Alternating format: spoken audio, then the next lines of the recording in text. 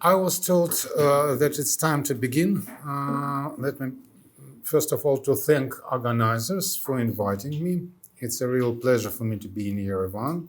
And thank you to all of you for coming here, because I perfectly understand that there are so many attractions at Yerevan at this time of the year and this time of the day. So it was hard competition for me to get some audience, and I got it. Thank you.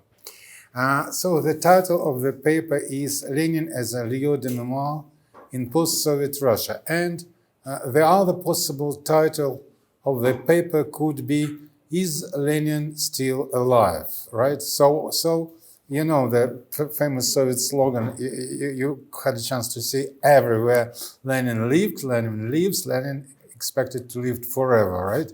So the question is, and we can put it just bluntly, is Lenin still alive? Not Lenin as a person, but is he a contemporary site of memory in post-Soviet Russia? So that's an intriguing question.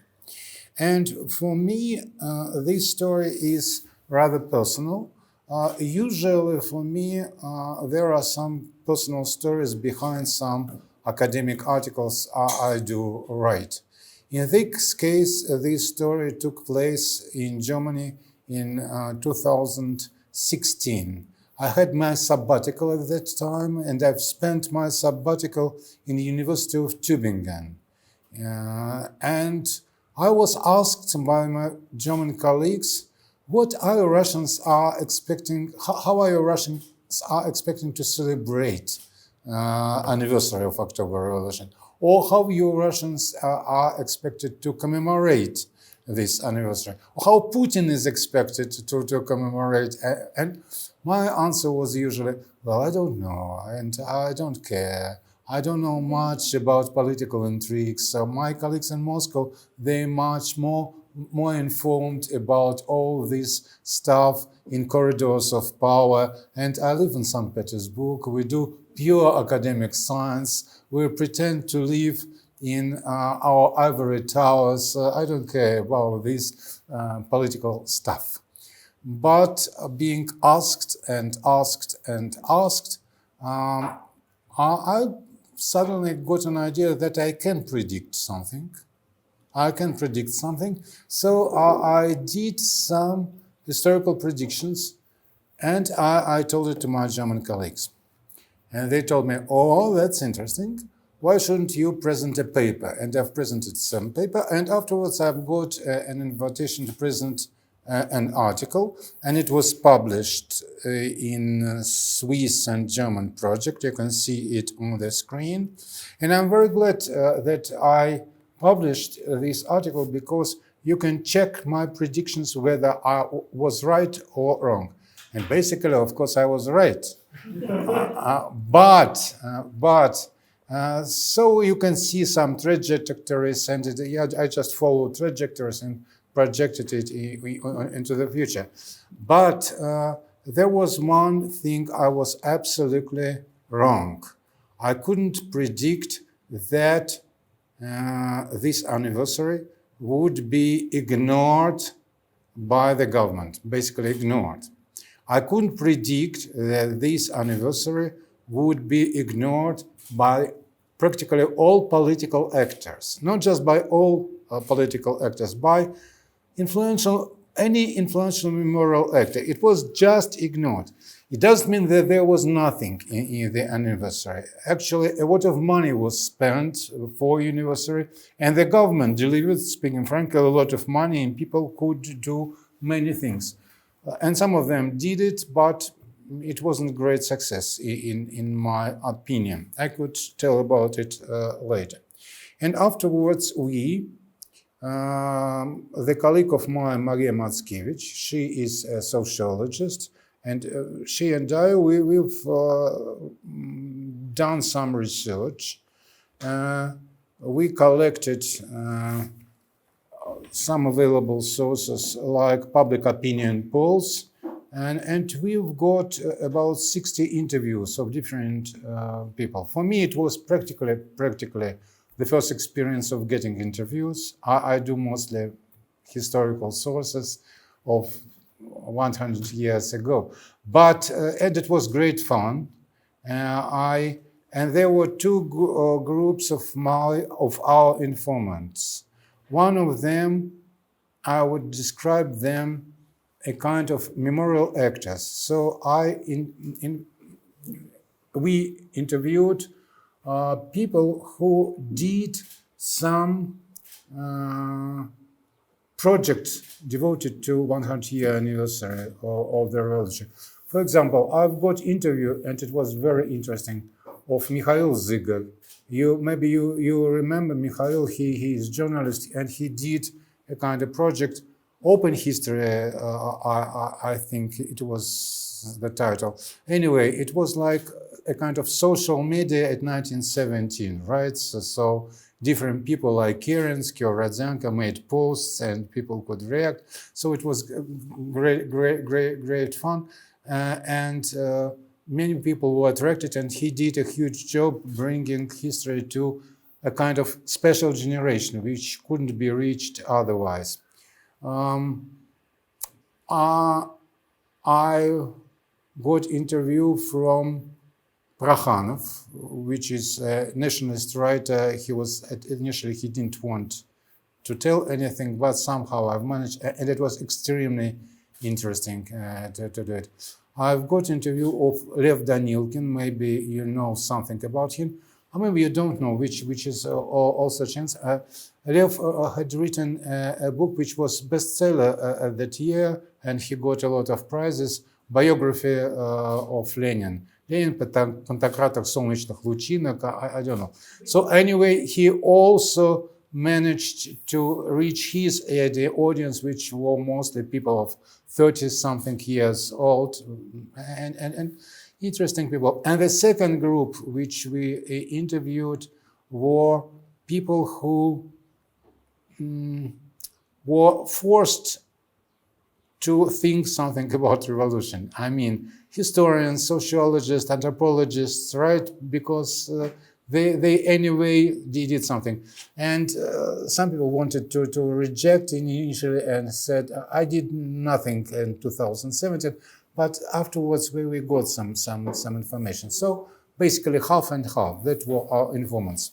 And we've written 2 articles. They are written in Russian, of course, that's an English translation. The first article, my article is in English. And basically, my presentation today is based on our second article. I've added something, but not much. So the plan for this evening is to tell something about contemporary significance of this issue. I must repeat something about Lieu de Mémoire. I would like to remind you something about cult of Lenin and the Soviet Memorial Project.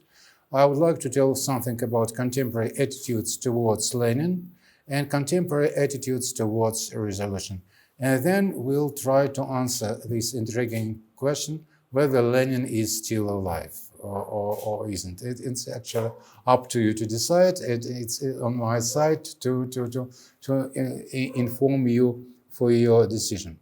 So the context of that time. I mean, 2017, it was a good time to think about memorial wars and memorial project, and somehow it influenced the attitudes of the Russians towards anniversary. One thing was this movement, Black Lives Matter, and the attack on so-called Confederate monuments. You can see on the left, I suppose, the monument to General Lee, which is in Richmond, Virginia, and it was a kind of holy site for Confederate memory of that time. And now it's resettled, coded in different ways by these different graffiti. I was especially interested in this movement for different reasons. once upon a time I was very much interested in memory of American Civil War. That is a huge issue. I always teach this class on memory of American Civil War. It's a very important issue for memorial studies. And for me, it wasn't a big surprise, this attack and movement, so I could expect something like this. But that was, of course, an interesting context for anniversary of revolution. Well, and of course, the second international context is Lenin part, which takes different forms. But I think I had a chance to tell something about this in my previous lectures. From my point of view, this politics of dehumanization is limited, and in my point of view, it's just utopian to fulfill this plan of decommunization 100%. It's just impossible in terms of material artifacts and, of course, in terms of mentality, but I'll switch to it later. Well, Lenin in contemporary Russia. There was some cases of attacks. The most famous case is 2009. That's my native city, St. Petersburg, and that's a famous monument in front of Finland railway station, which have many symbolic connotations. So it's not just one monument. So it was attacked by some groups. People were arrested. The monument was restored, but people tried to blow up these Lenin monuments, and sometimes these monuments are attacked and vandalized. And of course, there is a strong grassroots movement, and some organized groups also lobby to erase memory on Lenin on territory of contemporary Russia. And let me tell you about one project which was realized in the year 2017. You can see the portrait of Yulia Valentina Balakshina. She is historian of Russian literature from St. Petersburg, and she is a religious activist, very, very, very nice lady, and she initiated the movement, so people made photographs in front of different Lenin monuments on territory of Russia, and had different posters and placards in front of them. We need to depart. We need to break up. Let's depart. We need it. And they did these pictures. What is interesting? Do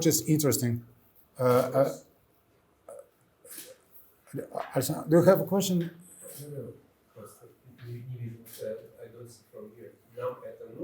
Нам нужно расстаться на одном. Давайте расстанемся. Нам это нужно.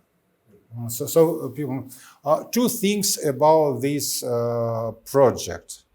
A,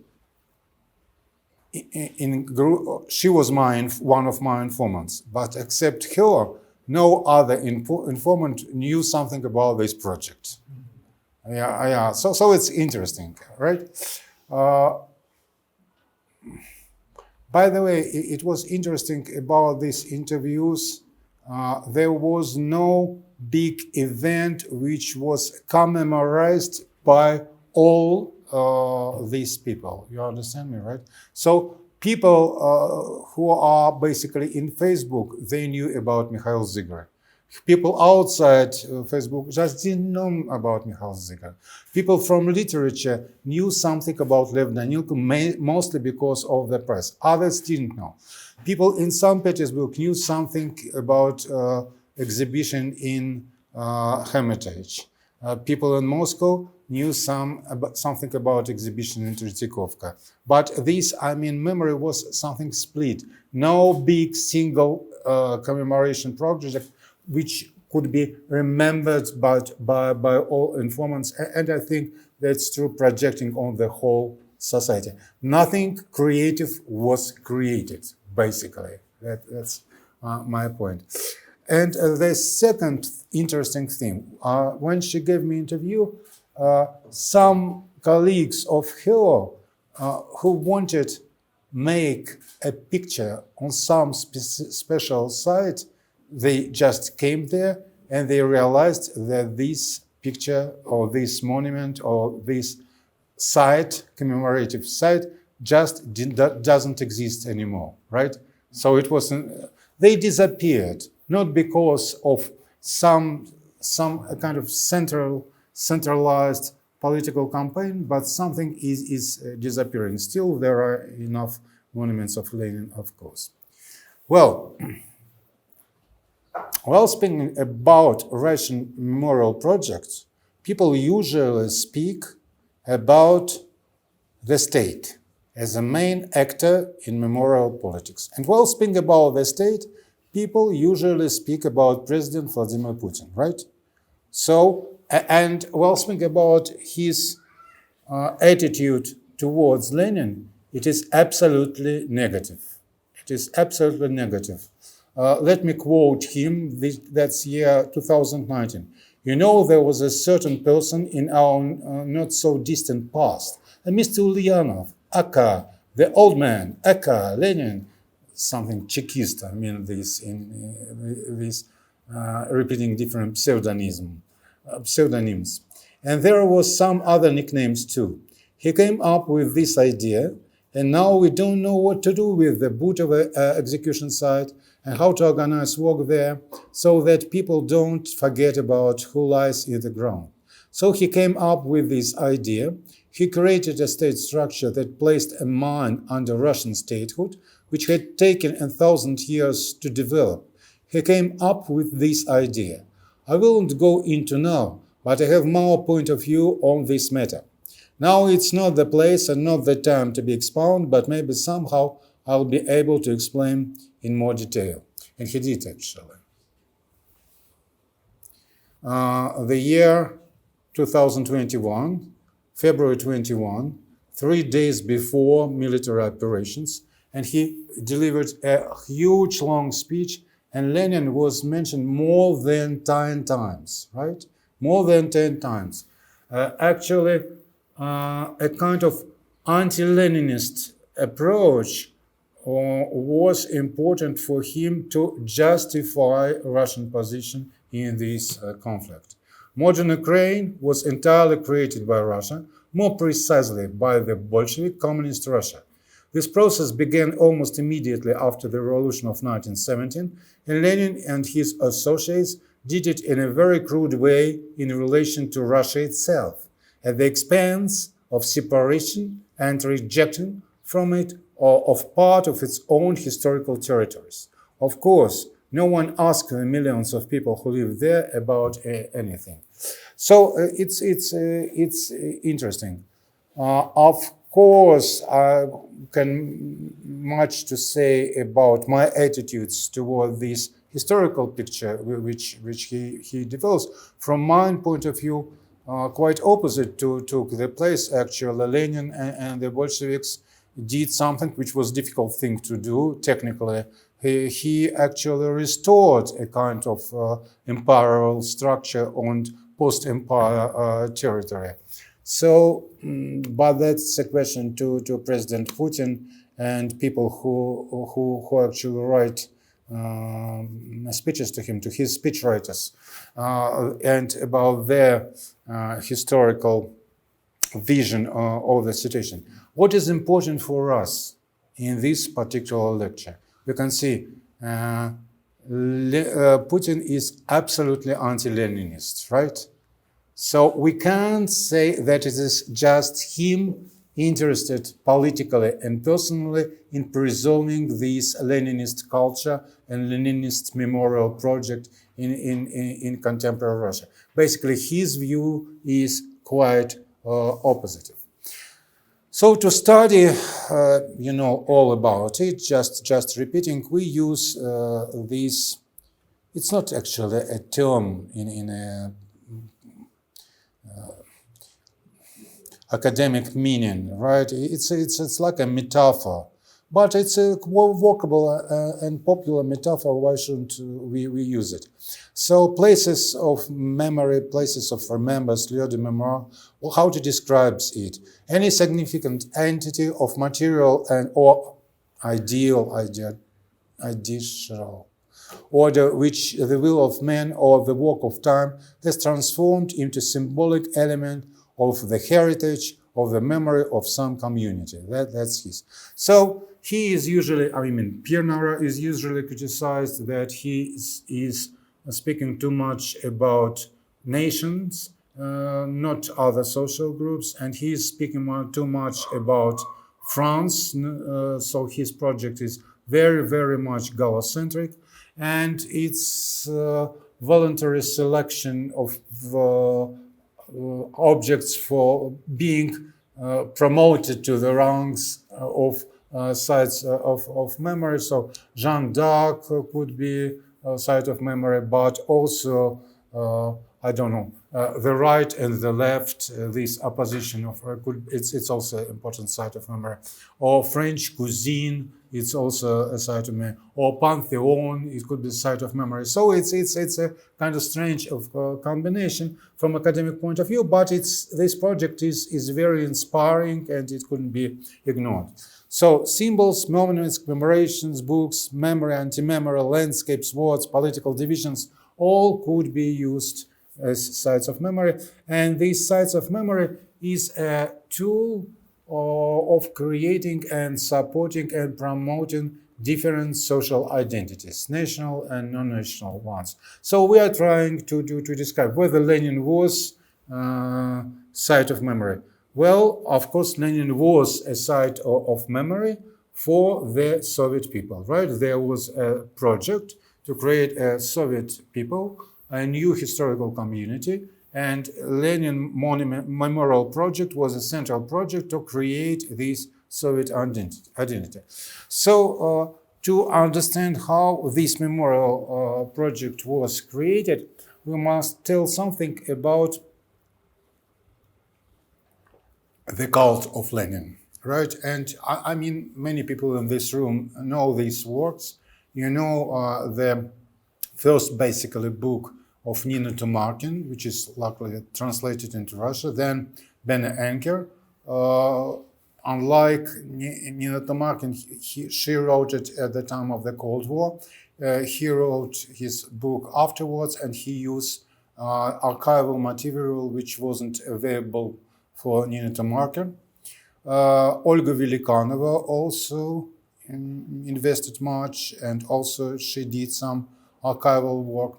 And there are some discussions between these authors, and I basically not sure that we could put a final point in this discussion. So the question in discussion is whether religious tradition, Russian religious tradition, had some direct or indirect impact on the cult of Lenin, whether political culture of pre-revolutionary Bolshevism, like God building and other projects, influenced this Lenin's cult. So that's a big question.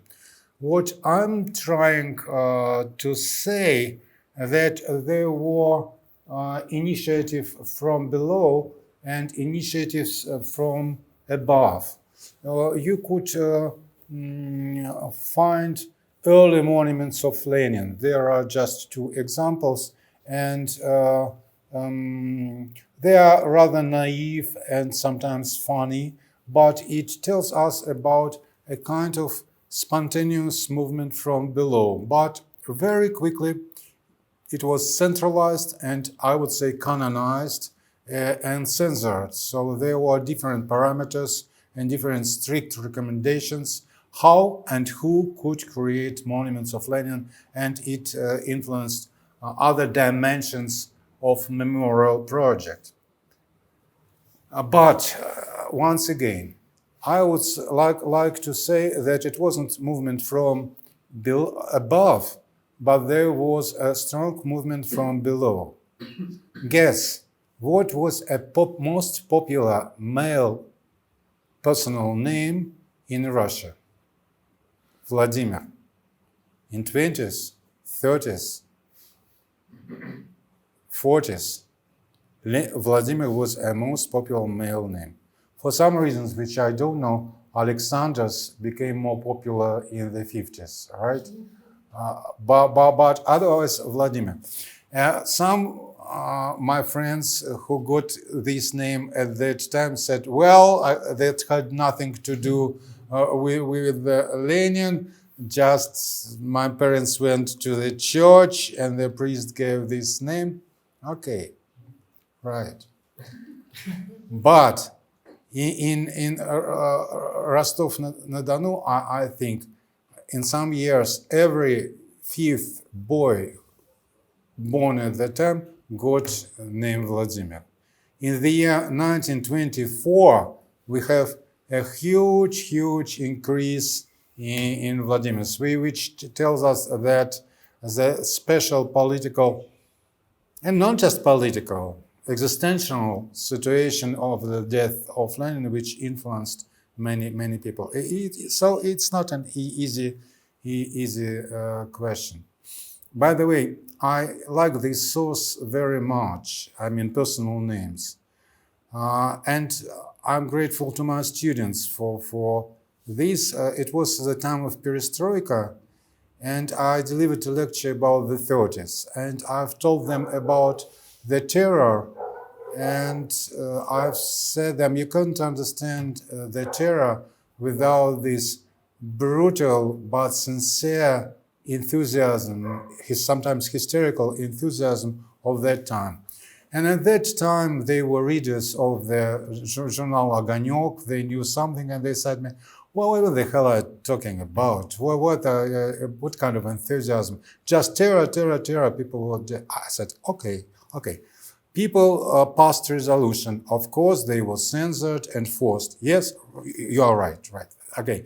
People wrote sometimes personal letters and they wrote diaries, but sometimes they had one possible other reader than usual is the officer of Secret Service. Okay, so it was a kind of self-censorship. But I think there is one dimension when people don't lie, usually. People don't lie usually when they give names to their kids, right? And when people get names like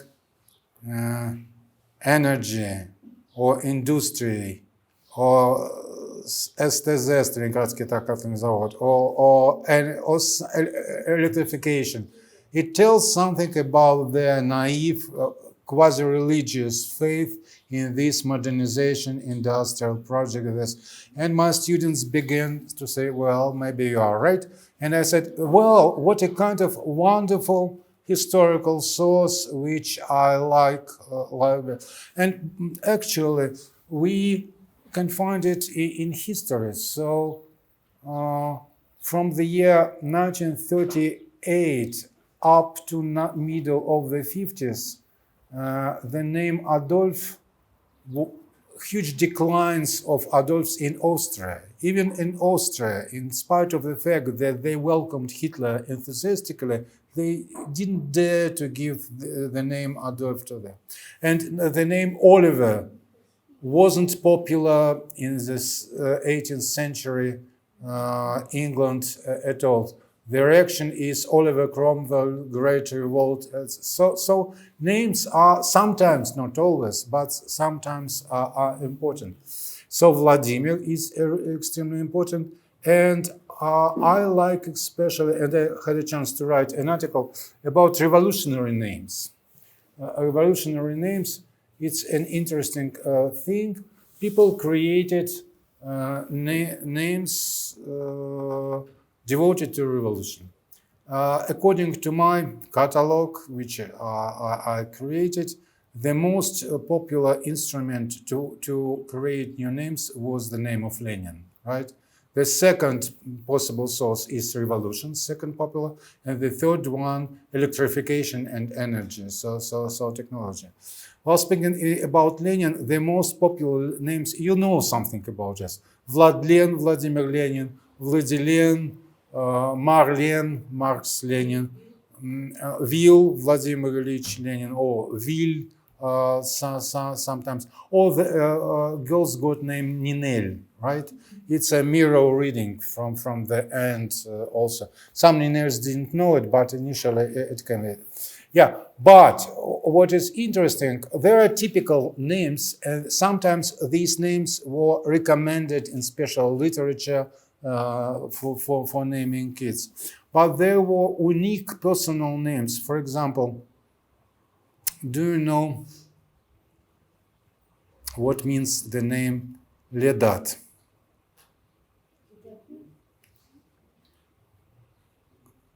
О, хорошо. Малентро. Малентро. Маркс, Ленин, Троцкий. Троллен. Лен Трозина. Ленин, Троцкий, Зиновьев. I don't know. I don't dare to say about it. But my feeling is that there were some special revolutionary names in national republics. For example, Len Drosh. Yeah, Lenin Drosh. Lenin Drosh. Lenin Drosh. Lenin Drosh. That Lenin. means Lenin's flag. Lenin's banner, Lenin's flag. But also, I've read, understand, Lenin Trotsky showman. Lenin Trosh. It couldn't be. Okay. I just got it from literature. I don't consider it myself. So, while speaking about these revolution names, of course, the name Oktyabrina, you can see one special cigarettes, Oktyabrina, which are advertised. So, what I'm trying to say, this Lenin cult wasn't created from above, right? There was a strong movement from below or from different echelons of social groups. And what my special point is, the Lenin's cult was not created just by the communists, right, below and from above.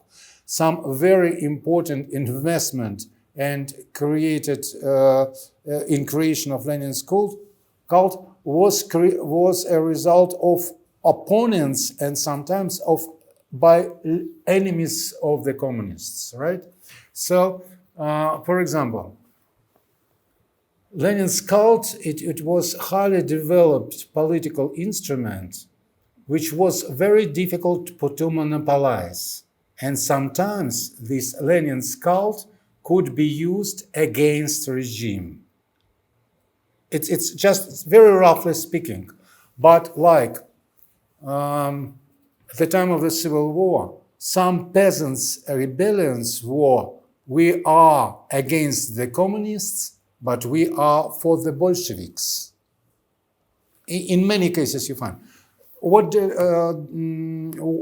is understanding? From peasant point of view, it was impossible to understand the situation. The Bolsheviks are nice guys in terms, they give land to peasants, they stop the war, nice guys. But at the same time, they have продразверстка, few food requisition, they have different Cheka terror, etc. So it's strange. There couldn't be just one group, right? So good Bolshevik guys, mostly the Russians, and bad communist guys, mostly Latvians, Jews, of course, and sometimes they had rebellions for Lenin, but against Trotsky. So Trotsky personified the evil, but in some cases, in rare cases, it was good Trotsky, bad Lenin, so a combination.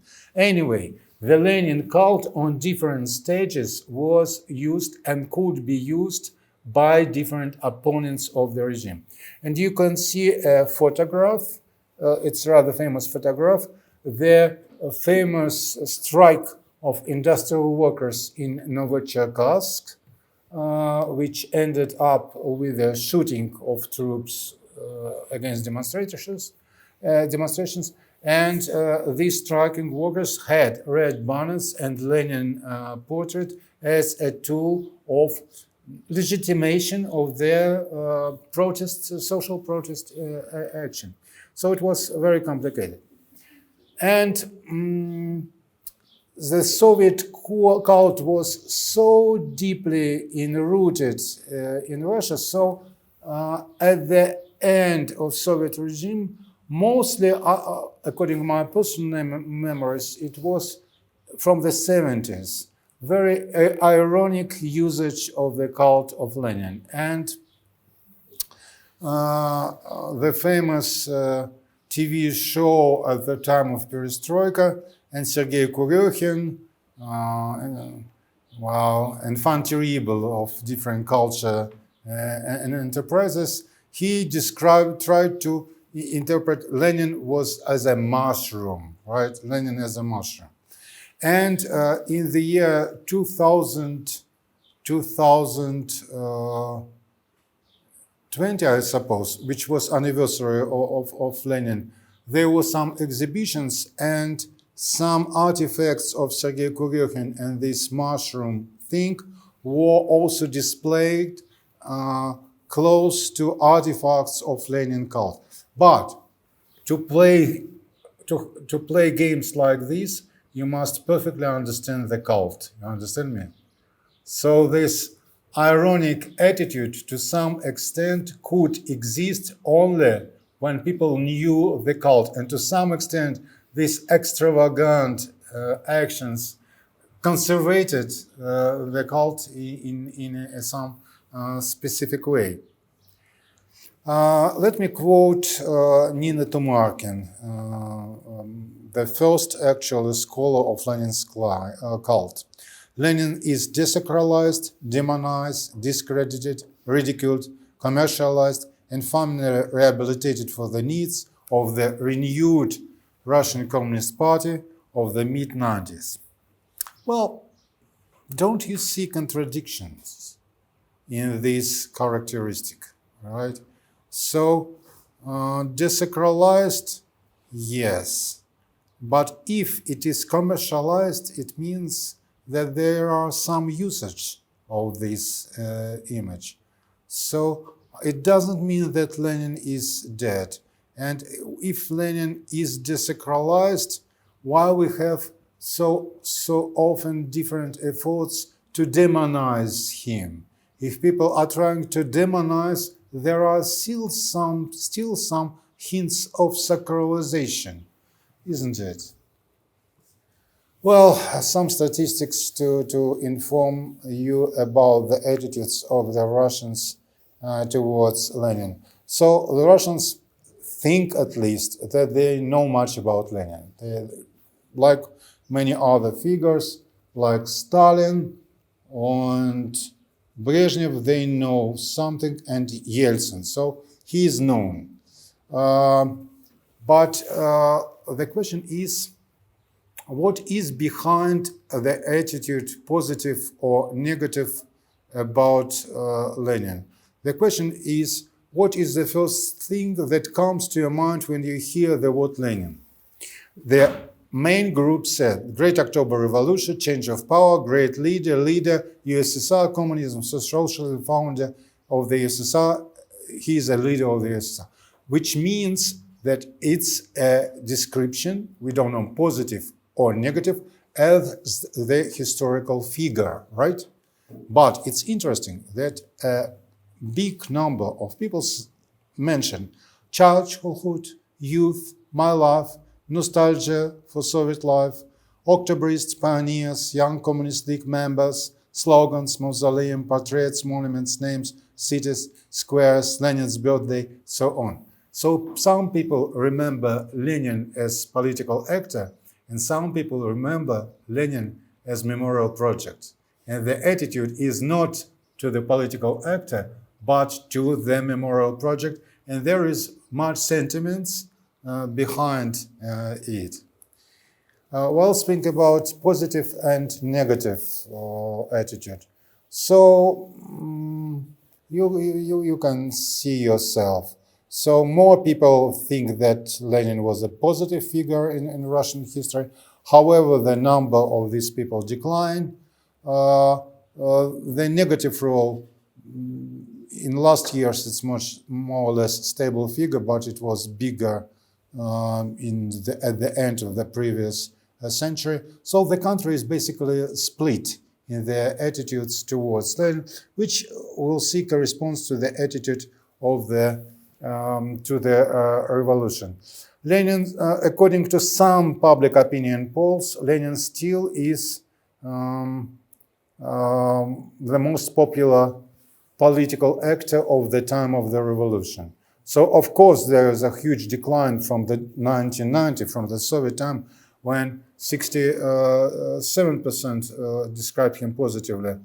But unpleasant thing, which is an increase of Stalin, we can see that in spite of all facts to promote Nicholas II, different movies, etc., and he is a saint, declared as a saint by Russian Orthodox Church, by the way, but still only 16% of people feel greatest sympathy to him. For some reasons which I don't know, Dzerzhinsky still is interesting. The increase of Kolchak could be explained by this movie, TV movie. What? Sorry? Yeah, still is, well, less than 1990, yeah. And what is also interesting, Bukharin and Trotsky was rather popular in the 90s, well, but now it's practically close to zero, their popularities. There is also interesting,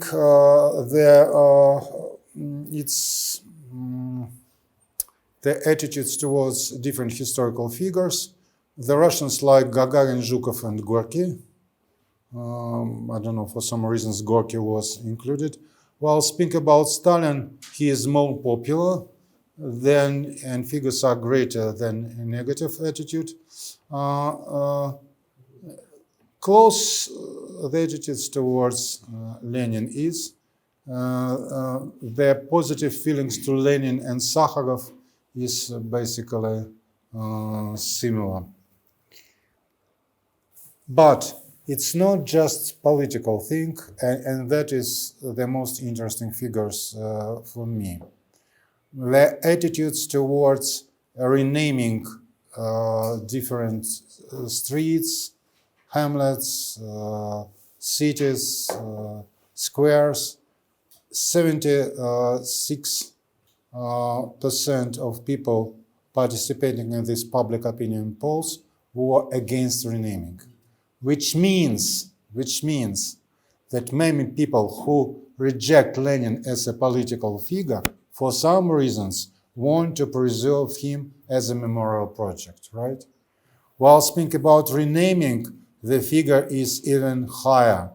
83% of the Russians are against renaming, so they want to walk on Lenin Street, let's put it this way. The question is, why? Well, here is practically repeating. I think there is an attitude towards the revolution. So while speaking about attitude towards so-called October Revolution, they put the question in this way. I mean, the pollsters. You can see 10 plus 38% describe October Revolution even now.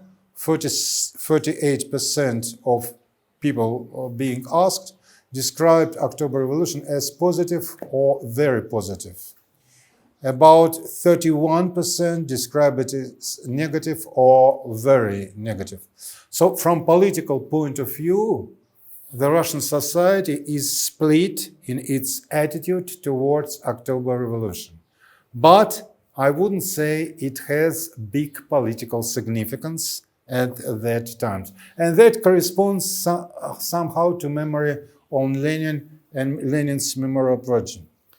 The question is phenomenon of which we describe as anti-revolutionary consensus in contemporary Russia.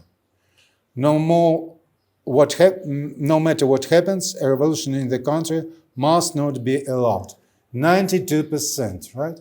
In spite of the fact that many Russians, like 40-something%, describe October Revolution as a positive thing, they don't want revolution in the future, right?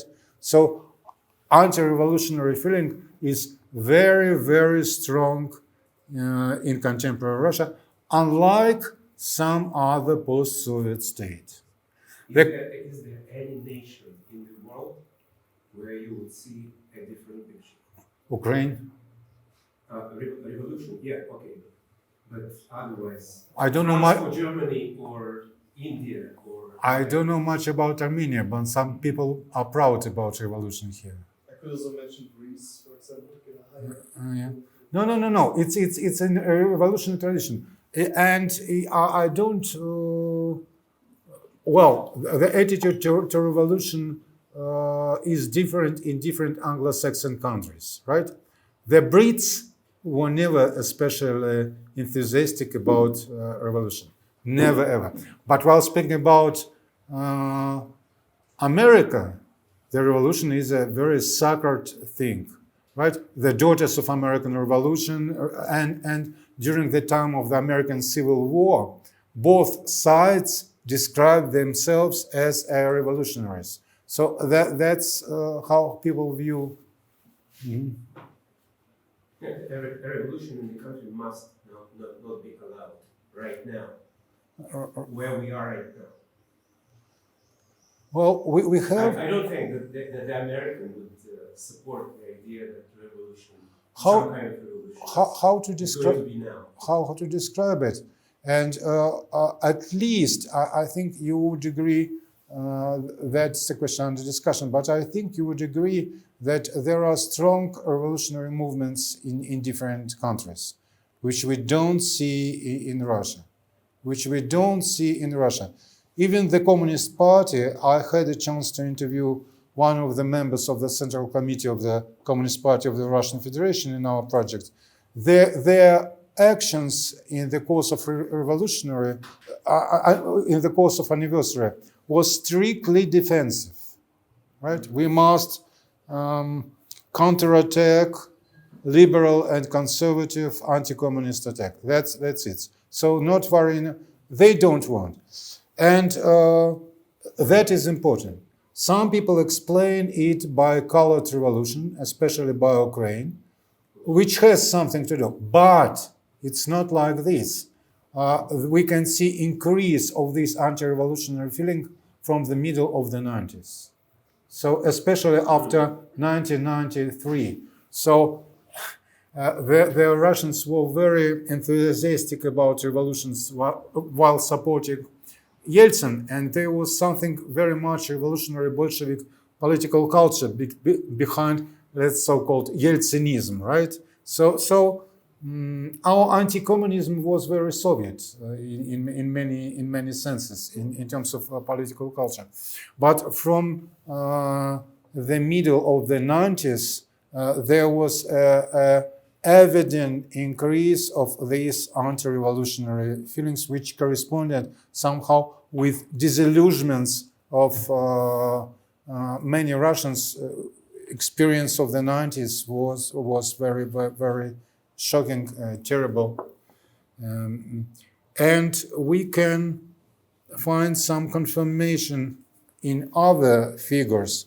So the attitude towards revolution, I forgot how they counted, their attitude towards different terms. So the revolution actually is a rather negative term for contemporary Russia. And let me quote President Putin: "We have enough revolutions. Russia has fulfilled its plans for revolution. So enough is enough." Actually, he quotes, right? But doesn't mention it. In the year 2007, as far as I remember, Zyuganov, the chairman of the Russian, or secretary of the Russian Communist Party, said, "We've fulfilled our plan for revolution." And that's Communist Party who said it. There are some quotations with our interview. And you can read it. I'm speaking too much right now. I just want to tell you what we got from our interview. We can say about different attitudes, positive or negative, which are picked up by public opinion polls. But public opinion polls don't reveal the emotional dimensions, the attitudes towards this meaning. And what is emotional attitudes of Russian, as far as we can see?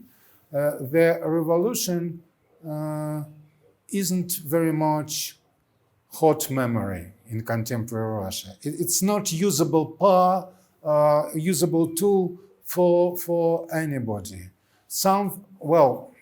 My data is outdated in a sense, because after the 24th of February, everything changed, right?